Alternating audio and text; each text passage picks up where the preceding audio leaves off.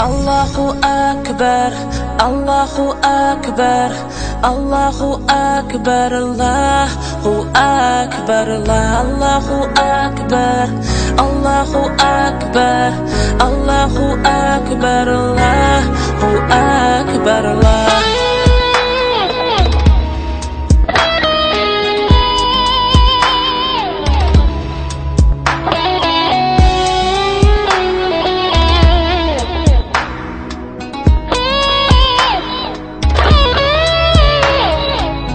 Sumulaji lu di mbëggeel lu ma ci xam mani la mooy lee lu jóge ci Yàlla sama diine jee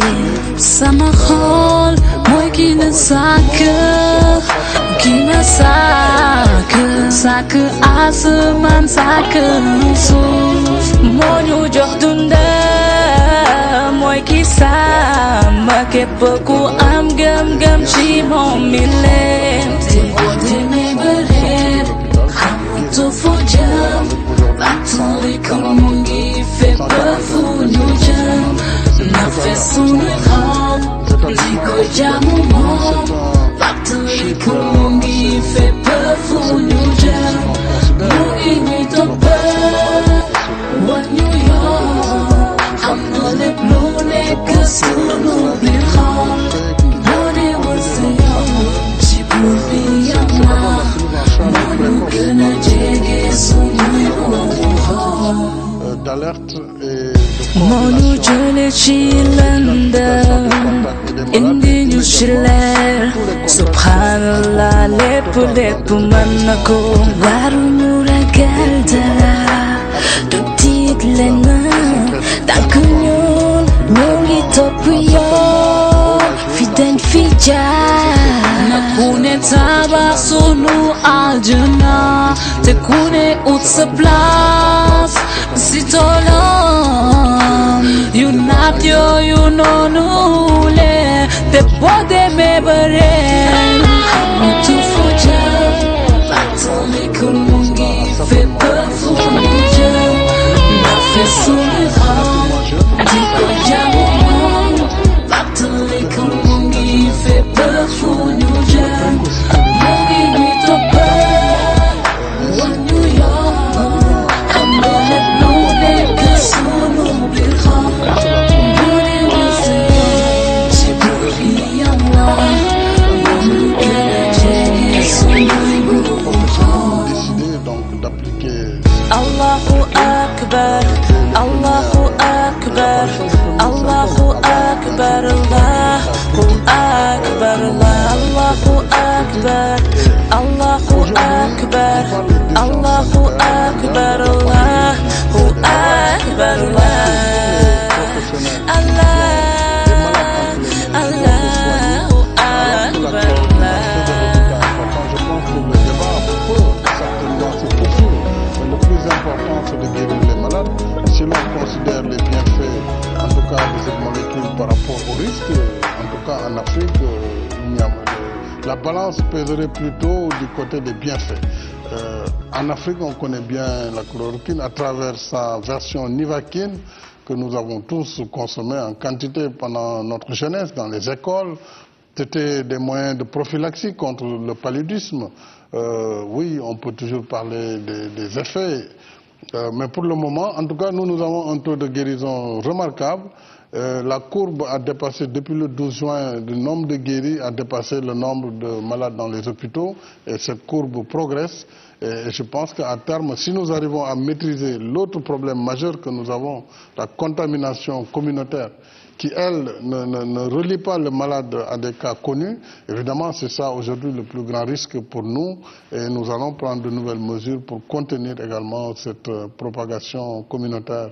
de la contamination. Je dois saluer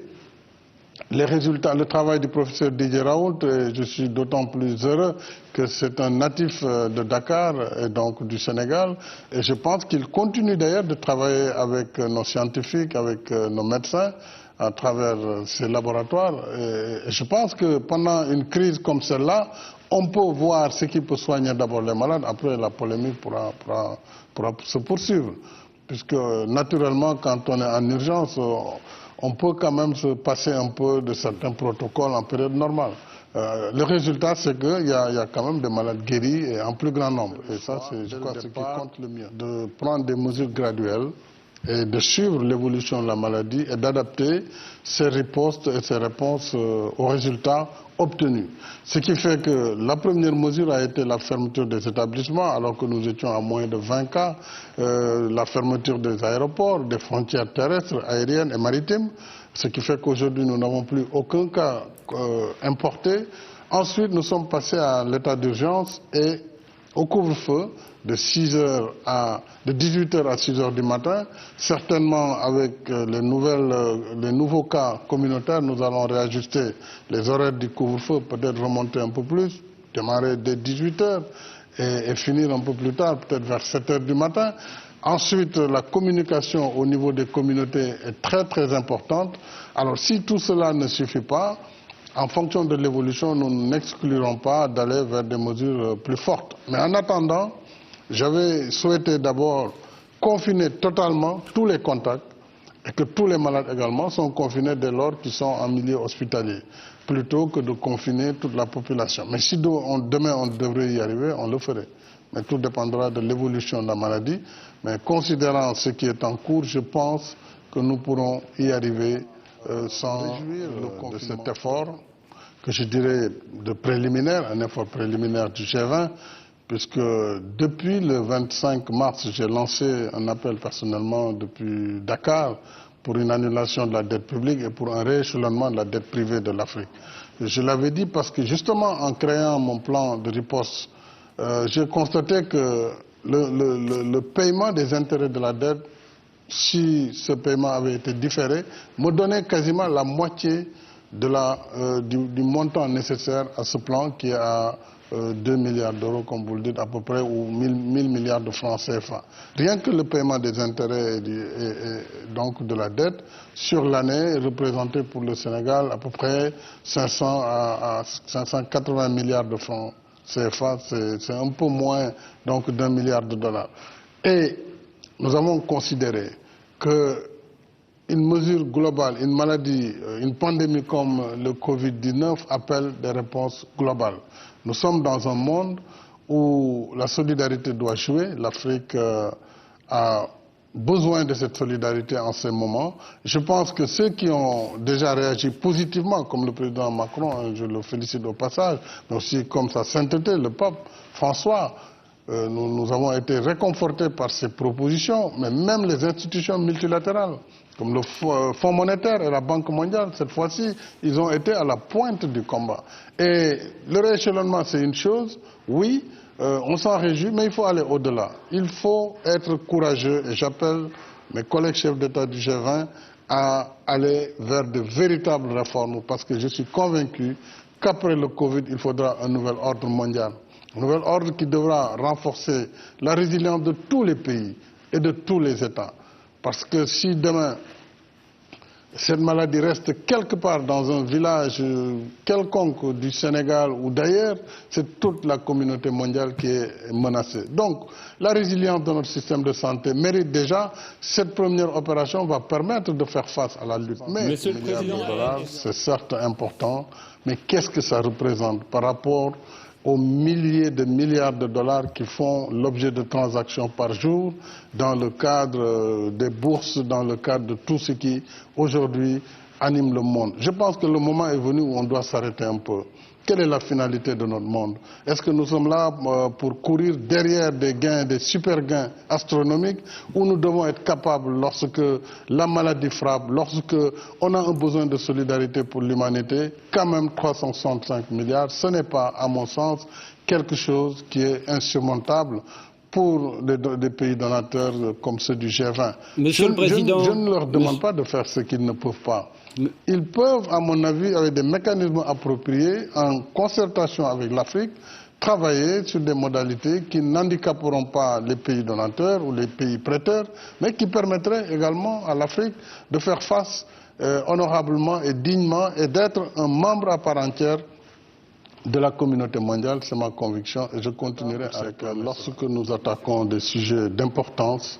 qu'on veuille nous ramener vraiment vers, disons, au ras de pâquerelle. Il est dommage qu'au moment où nous parlons justement de l'annulation de la dette africaine, au moment où nos pays ont fait l'effort de mettre en place des plans de riposte et de manière appropriée, au moment où il le fallait, au moment où nous sommes en train de préserver les emplois face à la crise et de soutenir les entreprises, qu'on nous ramène vers un débat de transport, de vivres, et puis que vraiment cela puisse être relayé à ce niveau, j'en suis très désolé. Mais vous savez, ce qui nous importe aujourd'hui, c'est que d'abord tous les pays donateurs, tous les partenaires techniques et financiers sont dans nos pays, participent et contrôlent parfaitement l'exécution des budgets nationaux. D'ailleurs, c'est la raison pour laquelle de plus en plus, en tout cas au Sénégal, nous avons des appuis budgétaires qui sont donc des interventions directement sur les budgets, puisque les règles sont connues sur la commande publique, la gestion elle est connue, mais également toutes les mesures de contrôle, que ce soit de la Cour des comptes ou de l'inspection générale d'État, sont à pied d'œuvre. Maintenant, le débat politicien ou le débat qui veut nous faire perdre du temps, vraiment, je ne peux pas descendre à ce niveau. Mais je peux vous simplement dire que tout sera mis en œuvre, d'autant plus que je viens de créer un comité de pilotage dans lequel j'ai décidé de mettre, peut-être il y aura une personnalité indépendante qui va le diriger, mais aussi le Parlement dans ses différentes composantes, la société civile, l'opposition, tout le monde sera représenté. Donc je pense que tout sera en tout cas extrêmement clair et transparent au Sénégal, non seulement dans l'aide qui n'est qu'une portion congrue, c'est juste 69 milliards sur les 1000 milliards, mais sur toute la panoplie, l'appui à la diaspora, l'accompagnement de la résilience économique des entreprises et toutes les mesures qui seront faites dans l'absolu. Le président Habré a été jugé, condamné et il était en prison, il est toujours en prison au moment où nous parlons. C'est seulement le lieu de sa réclusion qui a changé. Il était seul à la prison du Cap Manuel, au sud de Dakar, et l'administration pénitentiaire a souhaité transférer toutes les nouvelles personnes qui seront donc transférées, qui seront mises en mandat de dépôt, qui seront donc envoyées en prison pour ne pas les mélanger avec des prisons déjà pleines, et c'est pourquoi j'avais pris une mesure de grâce qui a concerné plus de 2036 prisonniers. Donc lui, on l'a transféré à la demande de ses avocats, et lui-même, il est quand même d'un âge avancé. On a préféré ne pas prendre le risque aussi de le voir contracter, en tout cas en milieu carcéral à la prison, le coronavirus. Et c'est pourquoi les juges de l'application des peines a pris un arrêt qui permet pendant la durée de 60 jours, donc la durée, on espère que c'est une durée suffisante pour couvrir la période de la pandémie, qu'il puisse purger sa peine chez lui, évidemment avec la présence de l'administration pénitentiaire, donc de ses gardes pénitentiaires. Ce n'est pas du tout un prétexte pour le faire libérer, mais c'est une mesure d'ordre humanitaire et une précaution pour éviter, évidemment, des risques inconsidérés. Pour 60 jours ou pour la durée de la pandémie, quand elle finira naturellement, il devra rejoindre. Voilà que le monde connaît un ennemi. Quand l'épidémie est générale, c'est la pandémie. Pour le moment, la solution, c'est rester confiné. Se laver les mains à tout moment, ne pas contaminer. Bismillah ñi detti door delu sakku ñaan di ñaan yàlla fu mu nangul nu lépp luñ ko ñaan seytaane day yàq xel di soppi xalaat di féewale àndandoo dal bu mu laal yaay yéen xaaleel réew mi ni laa ko bëggee waaw kaay leen ñu xeex li mën naa fi sonal nañ corona bi waroon na fi bañ a ñëw lëmbe na àdduna ji nañ ko xeex mu bañ a law fagaru raxasu te bañ a jaxasoo ba suba bi musiba sax duñ ko fàttalikoo jàngoro bu mel ni bii ku ne di xeex ci àdduna kon jaadu na ñu toog ci kër gi bandu yoo ji mooy du génn ko bari gi ba ñu rey corona. T'aurais pu être le sauveur de l'humanité sans tous ces morts. Le fait de plomber nos économies font partie de tes torts, mais à part ça les familles se retrouvent, on respire cool, la médecine et la star. wax nañ ma son waaye taxul ñu bàyyi daje yi te moytu jotaay toogal sa kër bàyyil mbedd me wax leen li ñu digle ñun duñ ci tay yéen